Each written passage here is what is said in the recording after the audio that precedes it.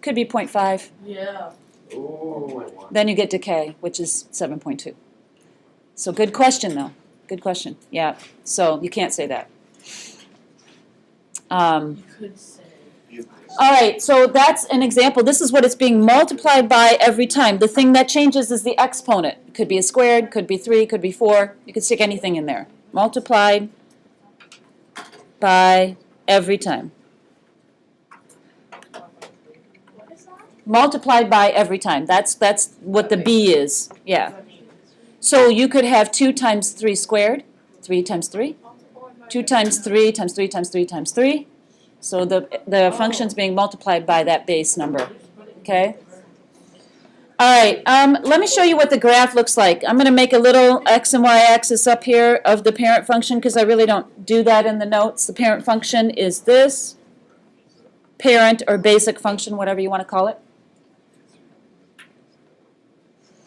It's always, this function's always going to go through 0, 1. Always, unless it has a k or an h.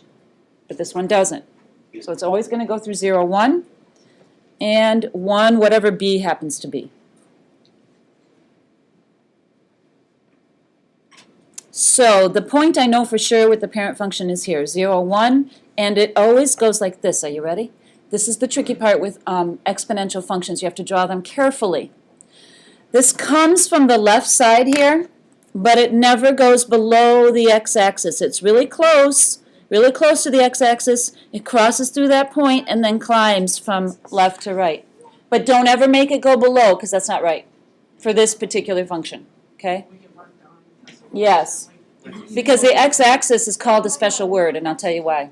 Wait, so it can't go on either? For this parent function, it never goes below the x-axis. So what did you say? It can't go on either. No, not on it either. It won't ever, ever go that low, and I'll explain. I would probably mark it wrong. It depends on something else that you're about to learn, and I'll tell you, I'll show you. Okay, I'll show you. For the parent function, it will never go below the x-axis. If it's shifted up and down, then yes, it will. But we'll talk about that in a little bit. Okay? Exponential growth function. Seriously, put the phones away. Really? Thank you. You can do without it for 20 minutes or 25 minutes. Exponential growth function. This is the growth. It's going up. That's all you really have to know. Growth factor is the quantity b, whatever it's being multiplied by every single time. That's how fast it's growing. So we'll look at some of those things. Asymptote. There's a fun word. We talked about it, didn't we? Asymptote? Yeah. Chapter 9. That's right. You guys remember Chapter 9 forever. I'm sure you remember that. No, that was fine. A line that a graph approaches more and more closely but never crosses. So here, for the parent function, the x-axis is the asymptote. That's the asymptote. It'll approach it but never ever cross it. Okay? All right. And we would say the asymptote is where y equals 0. Okay? All right, now let's go down here. Let's graph some of these things. So the easiest way to do it is to graph 2 points, x and y. Choose 0 and 1 for x, right, for these. It's very easy, 0 and 1. If I plug in 0, if I plug in 0 for x, what is 5 to the 0? 1. It's 1. Anything to the 0 power is 1. Okay, anything to the 0 power is 1. And that makes sense, like I said. Hey, up here, there is no h and k here. It didn't get shifted, so it's going to go through 0, 1, always. And then if I plug in 1, it's going to be 5, correct? All right, then what you do is you plot these points. Plot these points. And then draw your curve. Plot these points. Plot these points. Draw your curve above the asymptote, or for here it's the x-axis. And through the points, I'm not going to write this every time, but just for the first one, through the points, and it moves up and right. Okay, it just kind of tells you how to draw it. If you have those 2 points, all you have to do is plot those points, 0, 1, and 1, 5, and then you've got to carefully draw your curve so it's just above the x-axis and goes through these and curves up like that. So that's why it looks like that. It's steep because you're multiplying by 5 every single time. That's why it's steep, okay? Let's look at a different one. Here we're multiplying by 2 every single time. It's not going to be as steep. Again, you get a couple points.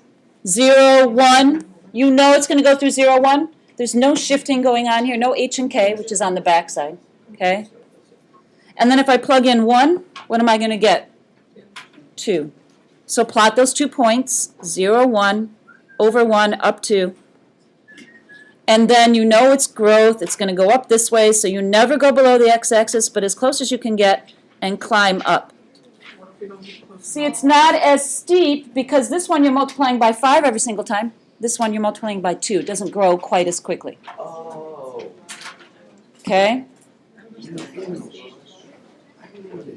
I have a question for you, just because. What if you did -2 as x? What would your output be? What would your y coordinate be? I know some of you know. I want you to think about it. Hey, put the phones away. Take that out of your ear. Oh, somebody said 1/4. Let's see. Y equals 2 to the -2. What does that equal? 1/2 squared, which is 1/4. You've got to remember those rules, okay? Those rules that we learned. Oh. Okay? All right.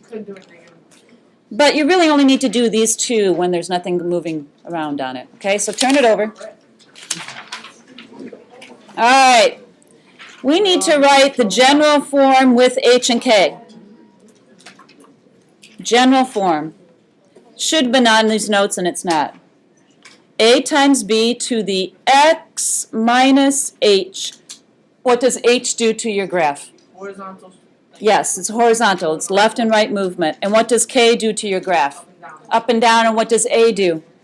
Stretch. To stretch. It affects both A and K affect the Y. Okay? All right. We have this one here. Is there any left and right movement here? No. It's just a shrink, right? Because it's being multiplied by 1/3. So let's just do a few points. X and Y. We'll do 0, just to see what happens. Is it going to go through 1 right now? It's not. Okay, because of Y. The 1/3. What's it going to go through when X is 0? Does anybody know? 1/3. Very good. All right, and then let's just do 1 and 2 for the heck of it. So if I stick 1 in here, I'm going to get 3 times 1/3 is equal to what? 1. If I stick 2 in here, 3 squared is what? 9 times 1/3? 3. So it's easy to do in your head. Okay? Now we have enough points we can graph. So you go up over 0, up 1/3, 1, 1, over 2, up 3. And just very close to the x-axis because there was no vertical shift. All right, where's the asymptote? Here. X-axis. Still right here. Let's write down asymptote is y equals 0. Because it doesn't go below that. Let's talk about domain and range. Look at all of these. We've got this one. We could have one over here. We have these 2. What do you think domain is going to be always for one of these exponential functions? Anything. There's going to be anything. X could be anything. So the domain is just going to be reals always for exponential function. We can just fill in reals straight across. Okay.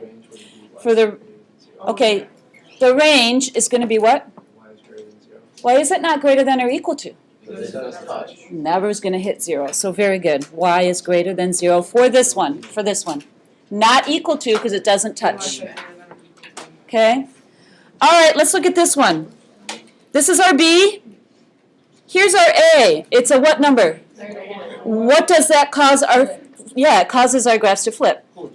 Right? So let's just make a little table.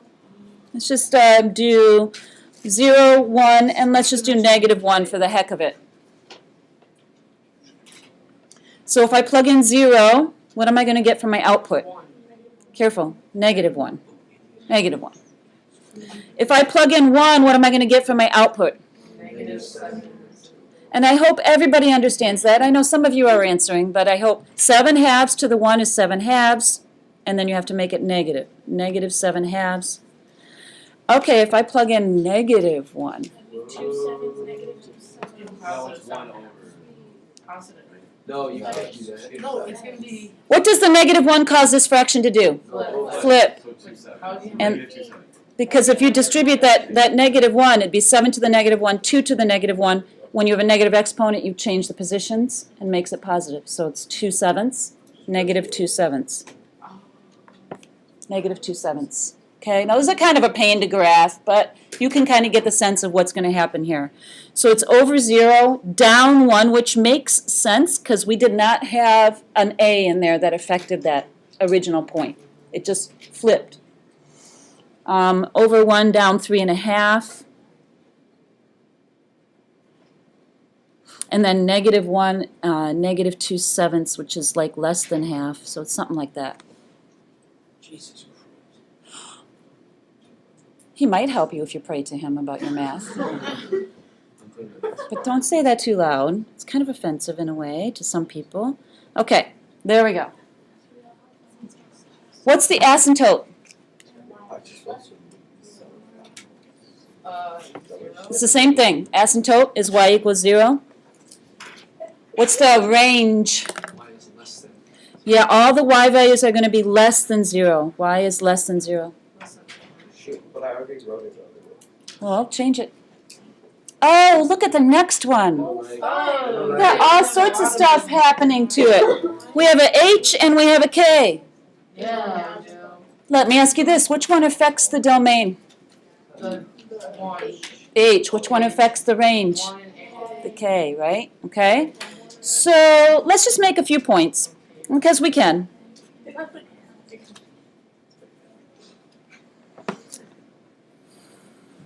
Let's not do that. Let me just show you something. You don't have to write this down. The original point, if we didn't have any shifting, would go through 0, 1, parent function, correct? Okay.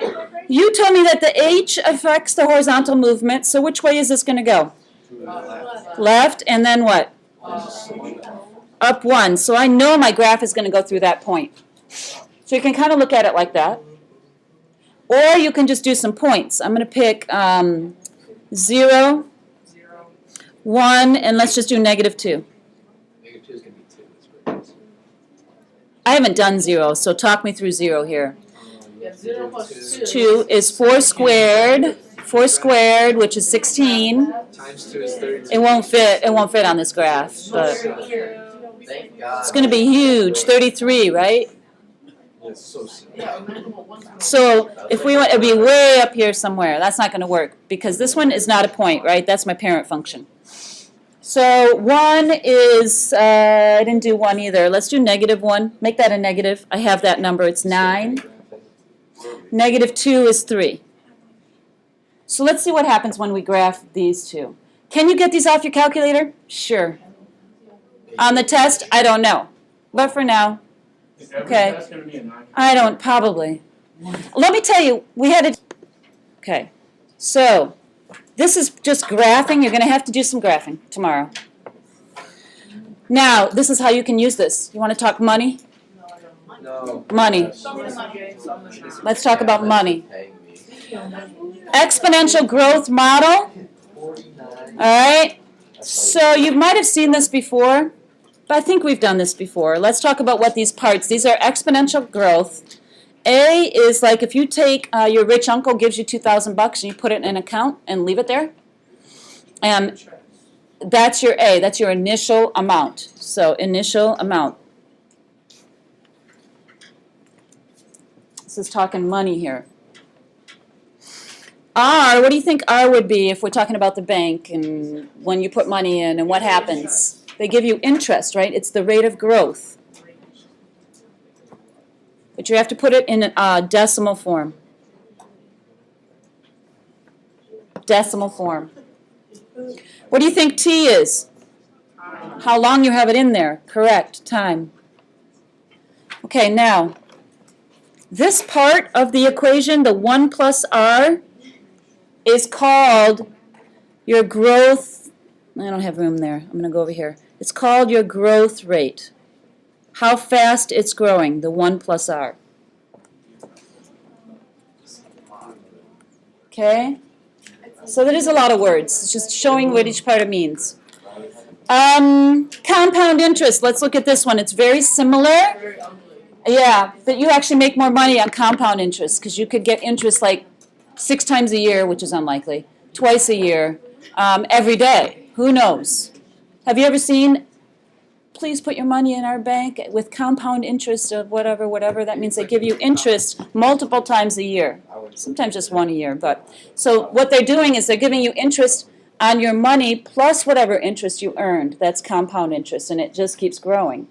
Simple interest is they only give you interest on the initial amount that you deposited. They don't like give you interest every time you earn money. So let's say you deposited $200, you get, I don't know, 10% at the end of the year. You'd have 220, which is unlikely.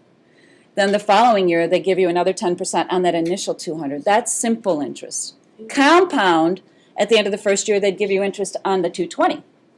And then the next year they'd give you interest on the full amount that you have in your account at the time. And that's what this is, okay, compound interest.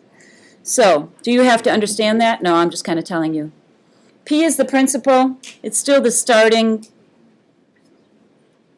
dollars, principal. Same kind of thing as initial amount. R is still the rate. T is still the time. And you have a new one here. N. It's the number of times it's compounded. So if you look at this little table down here, I did a little table of all these different options you might see. You might see compounded daily. Unlikely, but that would be N of 365. Compounded yearly. That would be N1, bi-monthly, so on. These are all different N values you might have. So I'm going to write times compounded, if that makes sense. Number of times compounded.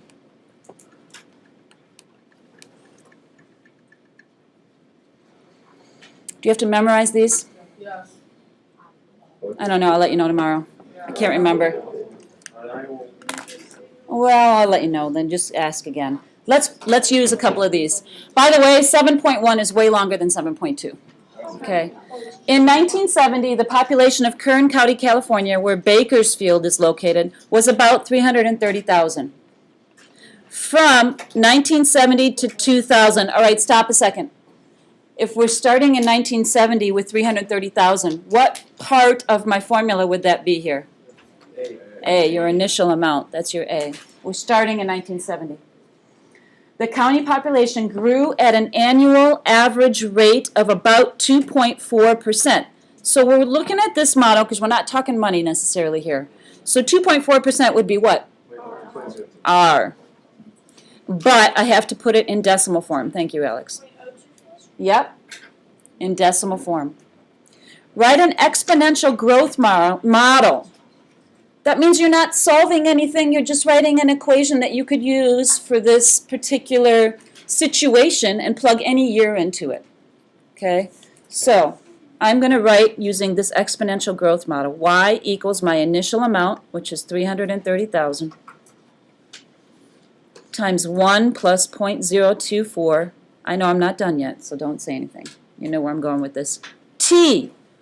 I want to leave that T because I'm writing a model that I could plug any year into it. That's what it means to write a model. Now I got to make it just a little bit prettier. What should I do? Combine those two. it's an arrow. And it would be 1.024 to the T. That would be the model that I could plug 2 years in, I could plug 5 years in, and estimate the population at that particular year. Okay? What's the growth rate in that equation? Oh, Growth rate is what? 1.024. Do y'all have calculators in front of you?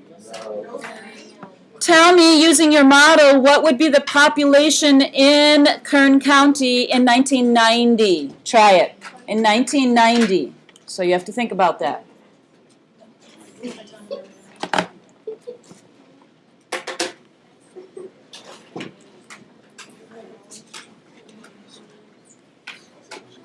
got it. You got to round, of course.